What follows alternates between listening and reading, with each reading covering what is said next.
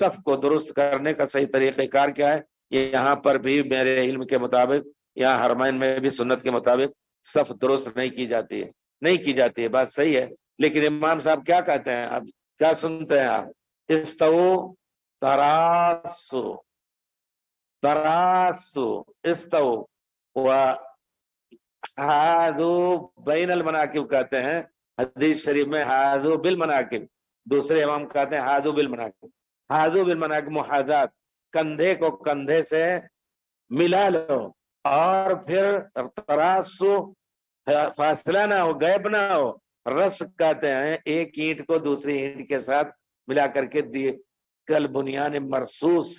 جیسے کہ اللہ تعالیٰ نے کہا ہے اس طرح اسی وقت ہوگا جب کہ آپ اپنے جسم کے مطابق جگہ لے کے کھڑے ہوں اور کندھے سے کندھا ملا ہو۔ ٹخنے سے ٹخنا جس کو حرام کہا جاتا ہے دیوبندی مذہب میں، اور اس کو کہتے ہیں کہ یہ پیر مار دیتے ہیں اگر کوئی ملانا چاہے ان کے ساتھ۔ صحیح روایت میں حضرت انس بن مالک، نماز ہو جائے گی لیکن کمی ہوگی قطان، حضرت انس بن مالک کہتے ہیں کننا، آپ جا کے دیکھیں مستخرج اسماعیلی کی روایت ہے صحیح، کننا نلزق الکعب بالکعب والمنکب بالمنکب، ہم چمٹا لیتے الزاق، ٹخنے کو ٹخنے سے اور کندھے کو کندھے سے۔ وَلَوْ فَعَلْتَ بِأَحَدِهِمُ الْيَوْمَ لَنَفَرَ مِنْكَ كَالْبَغْلِ الشَّمُوسِ، دیکھیے یہ سنت مدینے میں بھی چھوڑی جا چکی تھی، کہتے ہیں آج کسی کے ساتھ ایسا کرو تو تم سے ایسے بھاگیں گے جیسے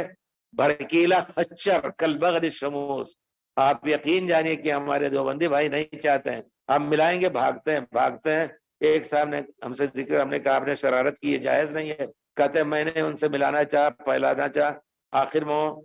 ایک دیوار کا ٹیک لگا کر کے ایک پیر پہ کھڑے ہو گئے، پھر ہم نے بھی آگے بڑھایا تو زوردار انہوں نے بایاں پیر مجھے مارا۔ تو یہ شرارت غلط ہے، اس قسم کوئی نہیں ملا رہا نہ ملائیے،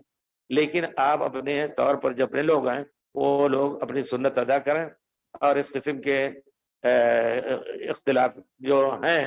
یقیناً سنت کے خلاف ہے، لیکن لڑائی کی پوزیشن آپ کو نہیں ہے، حاکم وقت ایسی بات کر سکتا ہے۔